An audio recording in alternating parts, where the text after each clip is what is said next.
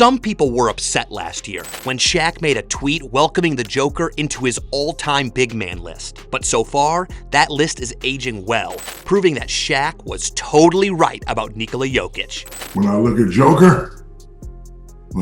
Joker and how he plays, and this is why he's the best big man in the league. He is certainly not wrong, but there are lots of people who feel the Joker is overrated and is stat padding. I mean, just look at all these posts on NBA Twitter. But are they wrong? What would become of Jokic's legacy if he doesn't win another championship? If he only wins one title, it'll be a travesty. For how good he is. When I was a GM with Steph Curry, you are so appreciative to have a player like that.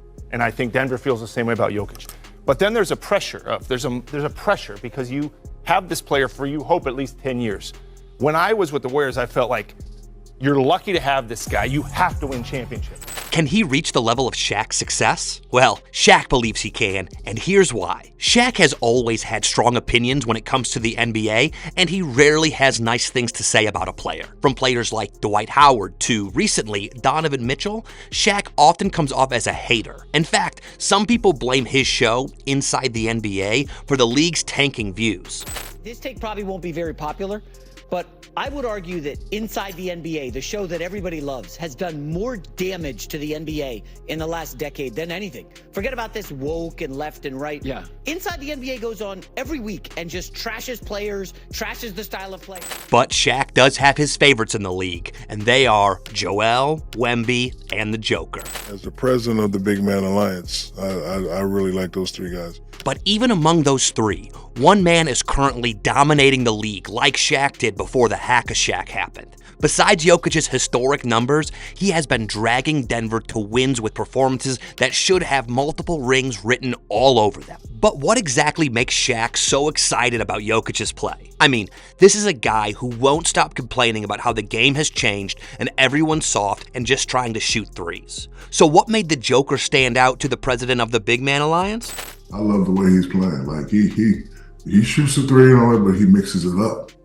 And he plays in a way that when he starts scoring and doing all that stuff, they start doubling, and then you get Jamal Murray. This, coming from the big Shaq, might surprise you, especially if you remember when he said Jokic did not deserve his last MVP award. However, it would be practically impossible to say such now because the Joker is literally making a joke of the league. Nikola Jokic has completely dominated the NBA with his performances, but I'm not gonna lie, he can't do it like 2019 Shaq did here. Are you ready to be entertained?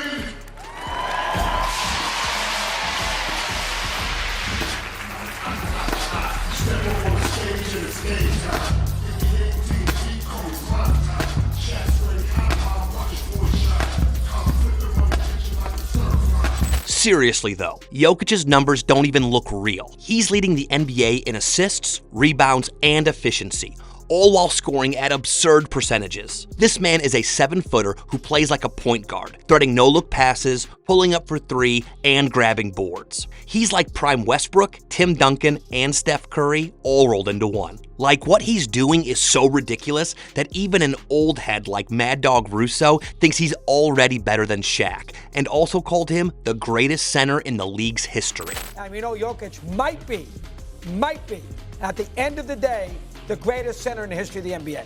And that's saying a lot. He might be at the end of his career. He's that good. He's better than Shaq. I'll tell you that right now. Okay, he's better than Shaq. Don't start with. Oh, he is. And I'm not just Shaq. He's better than Malone, Olajuwon. He does everything. Jesus. He passes, he dribbles. We don't even have to go there. He is great. Yeah, that's certainly saying a lot about the Joker. But there's a problem. Denver's success seems totally dependent on him. Without Jokic, the Nuggets are a disaster. Their net rating plummets to embarrassing lows, and they look like a lottery team in the making. It's not even close. But when Jokic is on the court, he's like a biased judge because Denver will likely win the day. And Shaq knows firsthand what it takes to build a dynasty. He's seen how greatness fades if you don't act fast. Jokic isn't just an MVP, he's a player that can change the course of NBA history. But the Nuggets management is just not doing enough. Yes, Jokic makes it look easy and doesn't complain. but Shaq knows what having to carry all that weight can do to a player. Having suffered several injuries during his career, Shaq knows what playing heavy minutes can do to a big man's body. And having to run almost every single play through Jokic while he plays about 40 minutes a night across an 82-game marathon is just not a good strategy. They need to find a way to win without him. That is a luxury to have Nikola Jokic available as much as we've had him available. This Nuggets team needs to figure out how to win without him, period. Because again, it is not realistic to assume that Nikola Jokic can play 40 minutes of basketball almost every game for an 82-game season. It's not realistic. Load management is obviously a joke when it comes to the Joker, but Denver needs to find a way to keep their key man fresh for the playoffs. So how can they do this? The fact is, both Denver and Jokic need more championships. Denver is just going to remain that, the Nuggets. Hopefully it's chicken. And Jokic's career numbers are going to look funny with only one ring. The question is, Nick, where is he going to end up being, historically? And it's going to come down to his rings. Right. Because, and look, I will say that he does not have the supporting cast that Shaq or Magic or Bird had. I'm not putting him in the Jordan, LeBron category, but he hasn't had the supporting cast that those three had. No, it's similar to what Akeem had early in his career. Post, you know what I mean? Like it is similar to that. Like that's fair. Yeah. And Akeem obviously won the two, but like at the end of the day, Nick, if he only wins one, it's weird. Nobody's going to, at the end, they're not going to be like, yeah, but he didn't have Kobe like Shaq.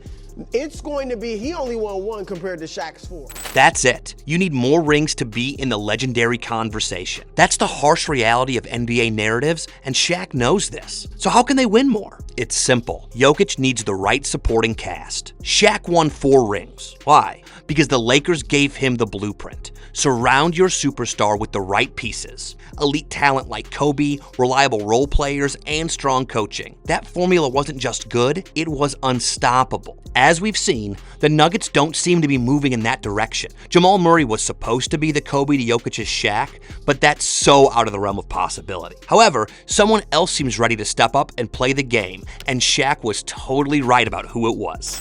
He plays in the way that, when he starts scoring and doing all that stuff, they start doubling, and then you get Jamal Murray up. My guy, Russell Westbrook, is starting to pick it up, playing very well. I really like how Denver's playing.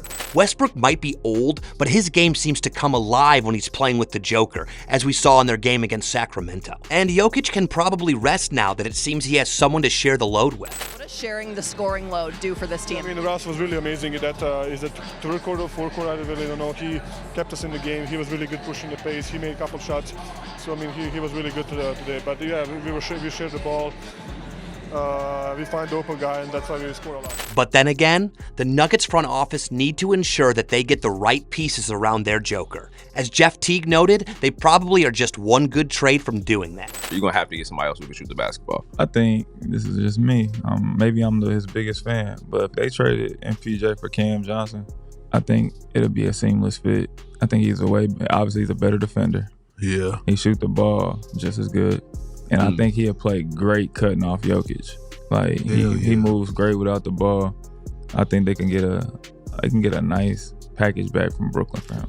One good trade and no injury, and Jokic might lead Denver to another championship soon. And this is not just theory. The Warriors did it with Steph Curry, and there's no reason Denver can't replicate it. As Chuck and Shaq rightly said on Inside the NBA, Denver cannot let Jokic become a what could have been story. He's too good. His talent is too rare. If the Nuggets keep coming up short, the narrative won't care about his numbers, his MVPs, or his historic performances. All that brilliance will be overshadowed by what's missing: rings. So as it stands now, the ball is in the Denver front office's court. The window is wide open, but it won't stay that way for long. As for us, the fans, we all know who the best player in the league is, and Shaq is not wrong about the Joker deserving a place in his all-time Big Men Alliance League. But do you think Shaq was right about Jokic being the best big man? Let us know your thoughts in the comments. And if you enjoyed this video, you should see why the NBA will get tired of his dominance next.